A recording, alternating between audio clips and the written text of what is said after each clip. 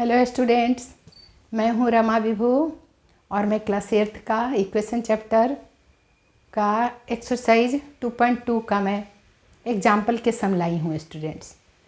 तो एग्जाम्पल में बहुत एक्सरसाइज के अंदर जो सम है ना, उस टाइप के एग्जाम्पल में पहले ही समझा देते हैं, तो वो जानना हमें बहुत ज़रूरी है। और ये अधिकतर ये सम क्वेश्चन में आपको दे भी देते हैं। जब आपका होता है स्कूल का जो भी टेस्ट होता है या फिर आपका एग्ज़ाम होता है, तो उसमें ऐसे ही क्वेश्चन ज़्यादा आते हैं एग्जाम्पल्स वाले। तो चलिए पहले सम की तरफ देख लेते हैं, क्वेश्चन क्या कह रहा है। क्वेश्चन देखो स्टूडेंट्स क्या कह रहा है। The sum of two numbers is 74. One of the numbers is 10 more than the other. What are the numbers. ठीक है, तो क्वेश्चन में कह रहा है कि सम ऑफ टू नंबर्स दे रखा है 74।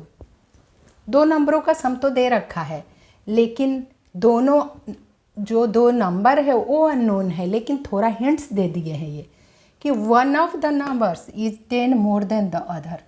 माने एक नंबर दूसरे से क्या है, मान लो कि स्मॉलर वाला x है तो दूसरा वाला उससे 10 अधिक है।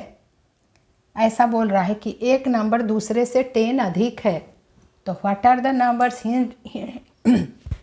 इक्वेशन है तो आपको वेरिएबल एक्स वाई जेड कुछ ये मानना है, मानो के चलो, और दूसरे का दे ही दिया कि 10 मोर देन द अदर, यानी पहला वाला छोटा वाला यदि मानना पड़ेगा। चलिए बनाते हैं सम, तो आपको समझ में आएगा। देखिए सबसे पहले सम ऑफ टू नंबर्स गिवन है, तो लिख लेते हैं हम लोग कौन सा सम बनाने जा रहे हैं। एग्जाम्पल्स के 4th सम बनाने जा रहे हैं, तो लिख लेती हूँ सम ऑफ टू नंबर्स जो है, दो नंबरों का सम जो है वो दे रखा है, इज इक्वल्स टू लिख दो 74, और ये क्या है हमारा गिवन है। तो अब मान के चलो लेट स्मॉलर नंबर भी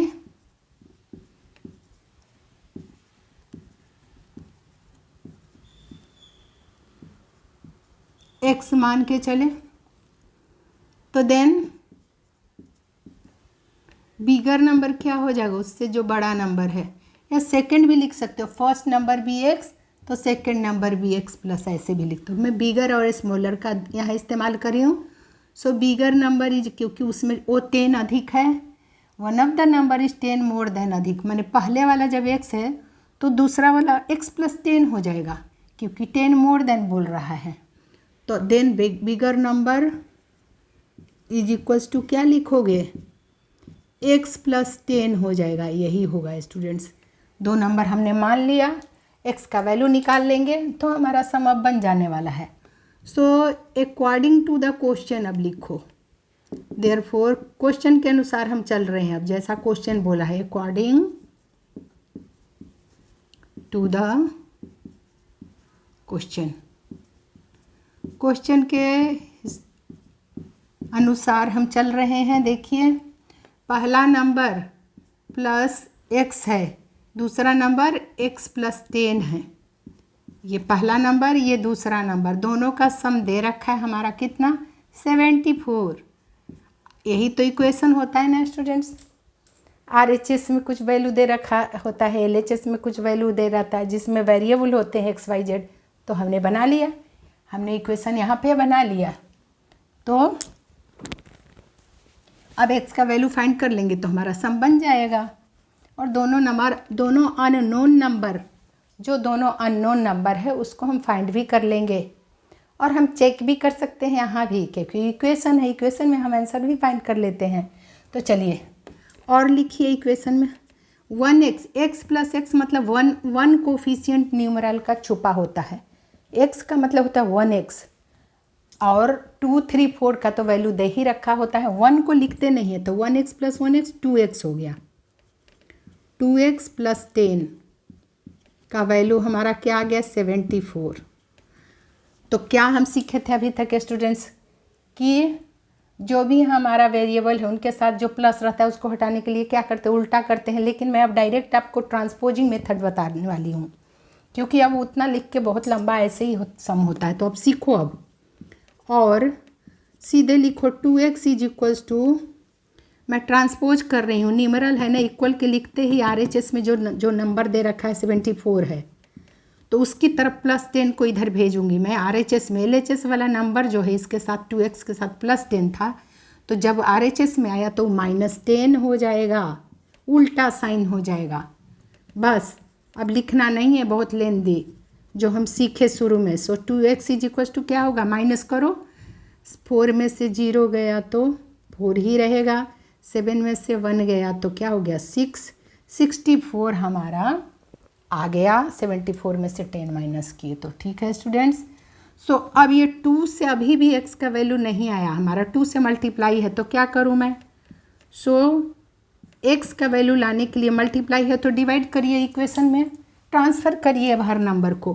मल्टीप्लाई है तो डिवाइड हो जाएगा, किससे डिवाइड हो जाएगा, 64 को डिवाइड कर देगा ये 2 जो मल्टीप्लाई है ना इधर 2x के साथ, तो वो 2 को हम ट्रांसफ़र कर रहे हैं ना, तो अब इसमें इस टाइप की इक्वेशन में पूरा लिखने की और वैसे सिंप्लीफाई करने की ज़रूरत नहीं पड़ती, तो सीधे हम ट्रांसफ़र कर दिए। 2 मल्टीप्लाई है तो 2 डिवाइड हो गया RHS में आके, ठीक है। तो आप एकदम सामने लिखना चाहिए, वैसे x इज इक्वल्स टू इस डंडे के जो बाई लिख बोलते हैं ना, उसके सामने होना चाहिए, उसके ही सामने ये होना चाहिए इक्वल वाला साइन।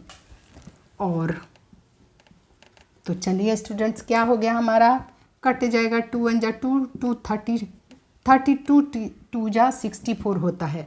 सो हमारा x का वैल्यू देखिए आ गया, क्या आ गया 32। यानी कौन सा नंबर फाइंड कर लिए हम लोग, स्मॉलर वाला फाइंड कर लिए।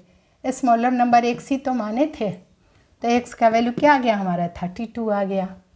सो बिगर नंबर का सो लिखेंगे देयरफॉर स्मॉलर नंबर हमारा मिल गया, smaller number is equals to x था जिसका वैल्यू हमारा 32 मिल गया। सो बिगर नंबर कैसे फाइंड करें, so bigger number is equals to क्या करें हम, क्या करें, क्या था मान के चले थे x + 10, x + 10, x का वैल्यू तो हमने फाइंड कर लिया, देखिए 32, x के जगह वैल्यू पुट कर दीजिए, x के जगह 32 लिख दीजिए और +10 प्लस कर दीजिए, सिंपल क्या होगा 2 और 3 + 1 4, 42 आ गया। दोनों आंसर फाइंड कर लिए, बिगर नंबर 42, स्मॉलर नंबर 32, यही दोनों आंसर आ गया स्टूडेंट्स, यही तो हमारा आंसर आ गया।